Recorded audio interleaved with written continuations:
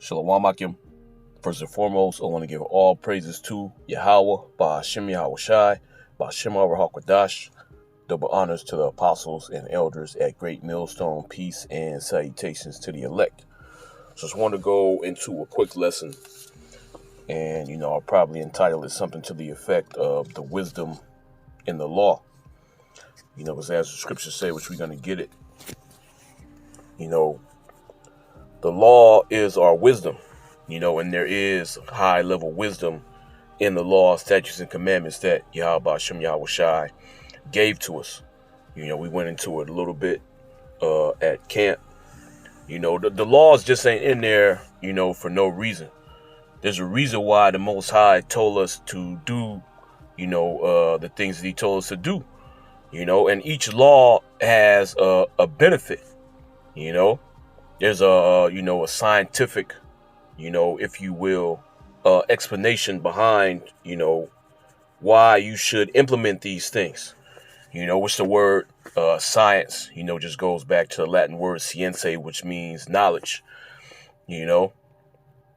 So the Most High, when he came up, with this way, this is the perfect way. Okay. So I just want to bring this out real quick.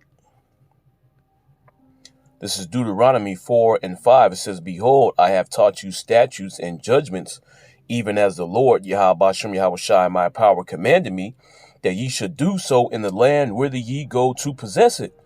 Keep therefore and do them, for this is your wisdom and your understanding in the sight of the nations." And Yahweh Hashem Yahweh Shai meant just that when he said it. Okay. Our high level wisdom, comes from, the laws that Yahweh Hashem Yahweh Shai gave to us, because this law is high level, man. This is straight from the mind of the Heavenly Father, and the Heavenly Father is all knowing. Okay, so this is the best possible way that you can conduct yourself down here upon the earth. Okay, these are the best policies that you can implement amongst yourself, to keep everything in order, to keep everything running smoothly. All right, and you just sitting down by yourself, you will not be able to come up with a law that's perfect like this. Okay, the prime example of that is, look at America. Okay, America is, a country where the people pretty much, more or less, depending on what level you are on, local or federal, state, the people are, pretty much, allowed to make up whatever laws they want to. They can vote, they can pass bills, or pass propositions and get certain laws, written into the books. Okay, but we see where that leads. You got nothing but chaos out here, man. This society is literally collapsing, and that's because it has not been ordered all right. Okay, now under the authority and the guidance of Yahweh Hashem Yahweh Shai, your society would be ordered all right. Okay, because this law is high level. All right. It says, "Keep therefore and do them, for this is your wisdom and your understanding in the sight of the nations." And for you to come up with laws like this, you got to have a high level of understanding. And Yahweh Hashem Yahweh Shai has that, which is the reason why he put these laws together, man. The law is perfect. Okay, there's no fault in any of the statutes and judgments that Yahweh Hashem Yahweh Shai created. Okay. Meanwhile, here in Babylon, you got all kind of faults in the laws that, these people have allowed to be established here, It says, "Which shall hear all these statutes and say, surely this great nation is a wise and understanding people." Why? Because they're going to see the laws that we have, the statutes that we have, the judgments, which is another big thing. All right. They're going to see how we, conduct ourselves, how we execute certain things. And they're going to say, look, man, these people are on point. That law that they execute is perfect. It all makes sense. And look how they live. Everything is harmonious. It says, "For what nation is there so great, who hath the Most High so nigh unto them as the Lord Yahweh Hashem Yahweh Shai, our powers in all things that we call upon him for?" And the only conclusion that you can come to is that this law is divinely inspired. Okay, because again, like I said, people won't be able to just sit down and come up with laws like this. This law has to come from a higher power because it's so perfect. It makes perfect sense. You know, it says, in what nation is there so great that have statutes and judgments so righteous as all this law, which I set before you this day? And everything in here is righteous, man. Everything's on point. Okay, including this law, which I want to get into, the infamous Deuteronomy 22, which this law right here is very necessary, man. Okay, although it might seem harsh, it might seem cruel or unsophisticated, uncivilized. This is a high level law. Okay, these are high level judgments here, man. This is Deuteronomy 22 and 22. It says, if a man be found lying with a woman married to an husband, then they shall both of them die, because that's adultery. Okay, and there's a whole ordeal with that. You going into what actually happens to a woman's body when she has, intercourse with somebody outside of her husband. Okay, her body pretty much gets amalgamated to the man's DNA, So literally, if she lays down with another man, she's defiling herself, So that's one of the reasons why Yahweh Bashem Yahushua has, this punishment for adultery. That's the reason why it's so serious, man. Okay, because it's a very serious transgression. All right. It says, if a man be found lying with a woman married to an husband, then shall both of them die, both the man that lay with the woman and the woman. So shalt thou put away evil from Israel. And this is evil, man. For you to lay down with a woman that's married. Okay. Laying down with a woman that has another man. You defiling this man's woman. You causing confusion in this woman's body. Verse 23, it says, if a damsel that is a virgin be betrothed unto an husband, and a man find her in the city and lie with her, then ye shall bring them both out unto the gate of the city, and ye shall stone them with stones that they die. The damsel, because she cried not, being in the city, and the man, because he hath humbled his neighbor's wife, so thou shalt put away evil from among you. And this woman, she was already promised to this man.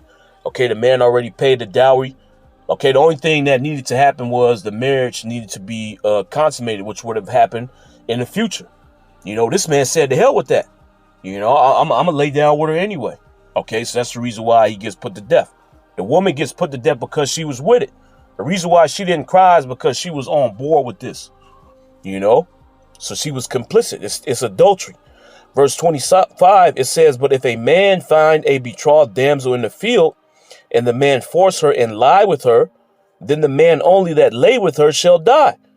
But unto the damsel thou shalt do nothing. There is in the damsel no sin worthy of death. For as when a man ariseth against his neighbor and slayeth him, even so is this matter. For he found her in the field, and the betrothed damsel cried, and there was none to save her. So she obviously had a power, to stop this man from doing what he was doing. So you don't put her to death. She didn't do nothing wrong. There was no possible way that she could stop this man from doing what he was doing. But you got some societies that will put both of them to death, even though the woman cried out, which is wickedness, man. Okay, so this is a fair law. It says, for he found her in the field, and the betrothed damsel cried, and there was none to save her. Verse 28, which this is, the infamous scripture here. Okay, but this law right here is very wise. Okay, people get caught up in their feelings when they read this, but you looking at this, from the mind of somebody in the ancient world, this is a high level law, man. Okay, even today, if this was established, it would help, the society as a whole. Okay, it says, if a man find a damsel that is a virgin, okay, who was not betrothed, so she hasn't been set up with anybody. All right, no man has lied with her. Okay, and no man has purchased her yet. All right, no man came to her father, sat down and discussed, any kind of situation of setting up anything for her to be his wife. So she's unclaimed. Okay, it says, if a man find a damsel that is a virgin who was not betrothed and lay hold on her, and lie with her. So he's seen her out there and he grabbed her up. Okay. His urges, pretty much just took over him. It says, and lay hold on her and lie with her, and they be found. Then the man that lay with her shall give unto the damsel's father 50 shekels of silver. So he got to pay. Okay. He still has to pay that dowry. All right. He still has to give this man compensation for his daughter. Okay. It says, and she shall be his wife because he hath humbled her. He may not put her away all his days. Okay. And this is the best scenario, man. Why? Okay. Because 9 times out of 10, when you lay down with a woman, what's the result? All right. See, in the ancient time, they didn't have all this madness going on, man. And women on, birth control and whatnot. Everybody's using prophylactics. You get down with a woman, you do the deed, man. And the end result is that she becomes pregnant. So this woman's now she's with child, and she's not supposed to, well, her dad is not supposed to take care of this child. This child is not a part of this man's household. This child belongs to the father. Okay, so this man, he got to marry this woman, all right, and bring that woman unto his household, all right, because that child also is going to be a part of that man's household. All right, if you got a daughter that's pregnant, ain't no dude going to marry, and you see that taking place today, man. Okay, the least woman that's got with today is women that have single moms. Women that had children and they ain't with the dad. And they looking for some dude out here. And the dudes don't want nothing to do with it, really. And back in the ancient time, a woman that had a child and the dad wasn't dealing with her, ain't no dude gonna marry her. Okay, so she gonna be stuck in this man's house, the father's house. He gonna be raising a child that's not his. And another thing, too, when this child grows up and becomes of age, especially if it's a son, okay, when it comes time to give this child inheritance, he can't take inheritance from the father because he's not a part of that line. All right. So he needs to be with his father. He needs to be under his father's house so he can receive that inheritance, man. Okay. So that's why this law is in here. All right. That's high level wisdom, man. Okay. Verse 30, it says, a man shall not take his father's wife, nor discover his father's skirt. Yeah, the point is in 29. All right. Then the man that lie with her shall give unto the damsel's father 50 shekels of silver. So he still got to pay. Okay. You just can't, be out here all willy nilly, man, doing whatever you want to do. Okay. It says, and she shall be his wife because he hath humbled her. He may not put her away all his days. And this right here is really, a punishment, man. Okay, so that option that you had to divorce, that was put in the law, you no longer have that option because of how you obtained this wife. Okay. You're not really supposed to just go off of your carnal lust when it comes to, picking a woman, man. You got to vet these women, and that remains true unto this day. As much as you can, man. We all know. These women out here, man, if you can call them that, they completely out of order. Okay. But back in the ancient time, you wouldn't, you should not just get with a woman just because she looked good. Okay. Same thing applies to today. All right. This is Sirach 22 or Sirach 25 and 21. It says, stumble not at the beauty of a woman and desire her not for pleasure. So these women, they're supposed to do something for you, man. Okay, like you got, these men, they're asking a question now to these women, what do they bring to the table? Okay, which is basically, what can you offer me outside of, your body? Okay, so when you see a woman, that's not, you're not supposed to desire her just for that. Okay, she's supposed to do other things for you, man. She's supposed to play a certain role in a certain position in your life. All right. You get stuck with this woman. The only thing she can do for you is make you feel good. You lost, man. Because none of the other tasks that she's supposed to complete, the job that she's supposed to have when it comes to you, being a succor unto you, she ain't gonna fulfill that, man. And you're gonna give yourself a huge headache. All right. Now imagine you just seeing a woman, out there in the field, you ain't even think about that. You ain't think about, you know, what line she comes from, what household she's from, you know, whether her dad raised her up properly or not, whether she's had proper training. You just gonna get with her, you know. But look, see, now that you did that, you gotta keep this woman, man. You can't divorce her. You can't get rid of her, you know, regardless of, you know, what you find out about her personality later on, man. Okay. This is Sirach 26 and 13. It says, the grace of a wife delighteth her husband, and her discretion will fatten his bones. Okay, so a woman's supposed to actually, you know, she's supposed to be beneficial to you, man, a wife, okay, a righteous wife. All right, but you just going out there, not considering these things, not sitting down with the family, you know, not vetting the father and seeing how the father operates, whether he's righteous or not, you know. You just giving in to your carnal desires. You don't know what you're getting yourself into, man. It says, the grace of a wife delighteth her husband, and her discretion will fatten his bones. A silent and loving woman is a gift of the Lord, Yahweh Bashem Yahweh Shai, and there is nothing so much worth as a mind well instructed. But you not, you know, considering these things when you just getting with a woman, you know, the way it describes in Deuteronomy 22 and 28. All right. You're not vetting her. You just seen her. You hopped on it, man. It says, a shamefaced and faithful woman is a double grace, and her continent mind cannot be valued. All right. But see, you're not worried about that. Okay. You just jumping in. All right. But now that you've done that, you know, you defiled this man's daughter. Not only you got to pay for it. Okay. And you got to stay with her forever. Okay. You can't put her away, man. Regardless of what kind of personality she has, regardless of where her mind is at, man. Okay. Regardless of what she can do for you, you know, what skills she has, you got to stick with it. It says, as the sun when it ariseth in the high heaven, so is the beauty of a good wife in the ordering of her house. Okay. So your woman's supposed to, you know, establish order in the household for you when you're gone, man. Okay. The different rules and regulations that you set down, she's supposed to implement that as well when you're gone. Okay. Now, if you just get with a woman, you ain't worried about that. You know, you just hopped on her. You know, you don't know if she gonna do that or not, you know, when you gone. Okay. Your household could be completely out of order, man. Why? Because you hopped on this woman, you know, not vetting her before you got with her, man. Okay. This is verse 24. It says, a dishonest woman contemneth shame, but an honest woman will reverence her husband.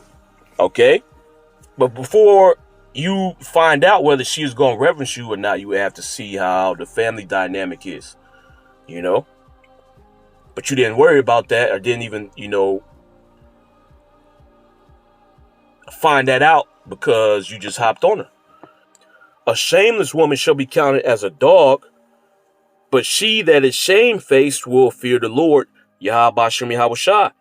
A woman that honoreth her husband shall be judged wise of all, but she that dishonoreth him in her pride shall be counted ungodly of all. A loud crying woman and a scold shall be sought out to drive away the enemies. And there's also, you know, scriptures in Proverbs that says, I'd rather dwell, you know, on the top of a house, okay, with a dragon and a lion, you know, roughly paraphrasing, keep a house with a loud woman, man, a contentious woman, you know. So you pretty much rolling the dice, you know, if you execute that. You know, you just see a woman out there and you grab hold of her, you know, as opposed to going, you know, the traditional route, you know, seeing what this woman's family is about, you know, sitting down, talking to them, you know, to see if this woman is actually going to be beneficial to you or not. All right. So you got to stay with this woman, you know. That's, you know, kind of like a punishment. All right. But also, you know, there's more wisdom in that law because that man has to stay with that woman. More than likely, she's pregnant, man. Okay. She got a kid now, you know. You'd already put seed in her. You already defiled her. She's already, attached to you. You gotta keep her, man. And you gotta cash out, the dad, the father, because you are taking his daughter away from him, man.